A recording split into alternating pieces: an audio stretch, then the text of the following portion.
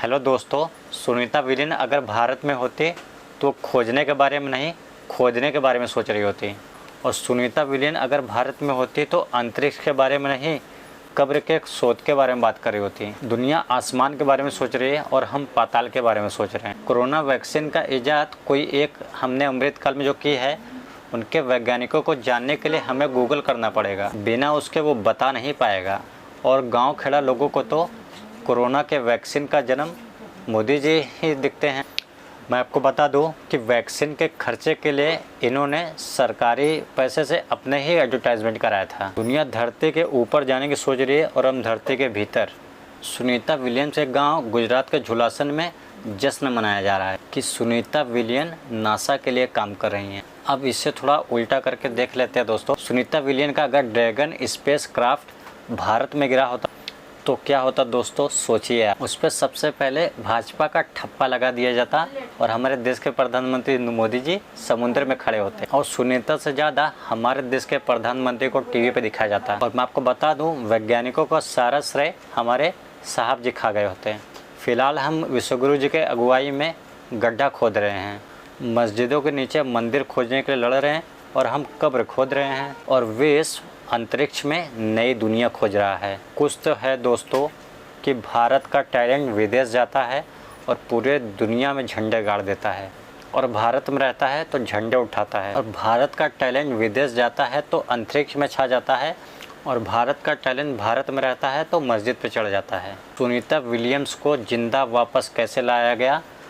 अमेरिकी agency NASA ने तो हाथ खड़े कर दिए थे। बोइंग का स्टारलाइनर स्पेस हाफ चुका था। वहाँ पे 6 महीने का यात्रा 9 महीने बदल गई थी। खाने पीने का सामान तक ख़त्म हो गया था। फिर आया दुनिया के सबसे बड़े आदमी एलन मस्क। एलन मस्क ने स्पेस शिप बनाया और उसका नाम रखा दोस्तों स्पेस एक्स।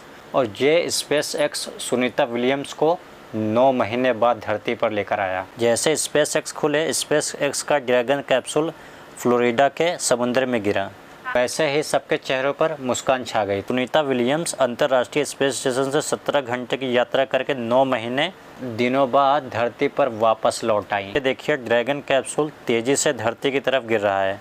इसका स्पीड करीब 17,000 किलोमीटर प्रति घंटा के हिसाब से था।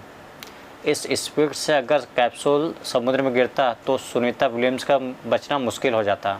और इस स्पीड को कम करने के लिए 2 पैराशूट खोले गए और 2 पैराशूट खोलकर स्पीड को कम किया गया। और फिर कैप्सूल जब समुद्र से करीब 800 मीटर ऊपर रह गया तो 2 पैराशूट और खोले गए, जिससे कैप्सूल के गिरने की स्पीड और धीमी हो गई दोस्तों। और जैसे कैप्सूल समुद्र में गिरा तो सारी डॉल्फिन मछलियाँ समुद्र का चक्कर बनाने लगी और उनका वेलकम करने लगी। ऐसा लग रहा है कैप्सूल को अगर देखा जाए तो ये ऐसा दिखाई देता है जैसे आग से भुना हो। दोस्तों, अंतर्राष्ट्रीय स्पेस सेंटर जहाँ पर है वहाँ निर्वात है, यानी कि वहाँ ग्रेविटी नहीं है। जब कोई भी चीज़ धरती के वायुमंडल में आ जाती है तो गुरुत्वाकर्षण के कारण उसका घर्षण बढ़ जाता है और जिसके कारण दोस्तों आग लग जाती है। इसलिए मैं आपको बता दूँ, आपने देखा होगा कि तारे टूटते हुए दिखाई देते हैं। दरअसल उल्का पिंड के टुकड़े जब वायुमंडल में आते हैं तो वो जलकर खाक हो जाते हैं, जिसको हम टूटता हुआ तारा समझते हैं। अंतरिक्ष में आई बड़ी सी बड़ी चीज़ वायुमंडल में जाकर भुट्टा बन जाती है।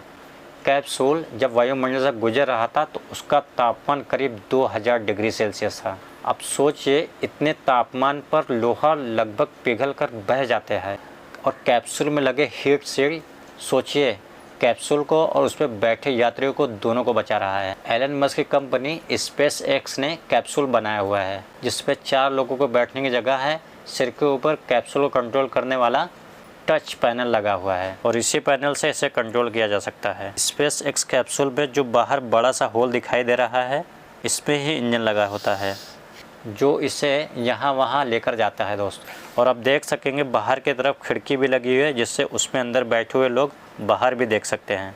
और ऊपर का हिस्सा जो आप देख रहे हैं, ये हिस्सा स्पेस स्टेशन से जाके जुड़ जाता है। उसी हिस्से से कैप्सूल में बैठे लोग स्पेस स्टेशन में चले जाते हैं। ये एक वैसे है जैसे हवाई अड्डे पर हवाई जहाज़ जाने के बाद वहाँ पे उतरने के लिए एक सीढ़ी से जोड़ देती है, जिससे यात्री सीधे प्लेन से उतरकर हवाई अड्डे के भीतर चले जाते हैं। कैप्सूल से निकलने से ठीक पहले सुनीता विलियम्स और विलमोर ने कैमरे को ओर हाथ हिलाकर खुशी जाहिर की। अंतरिक्ष में करीब 286 दिन रहने के बाद सुनीता विलियम्स और विलमोर ने धरती में ताज़ा सांस ली दोस्त।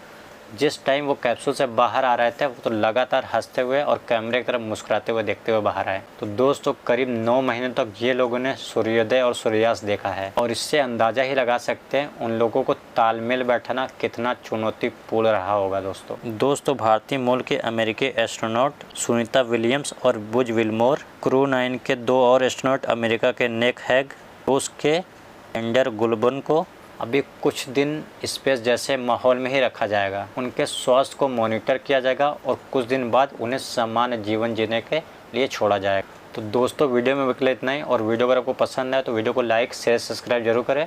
Thank you so much. जय हिंद।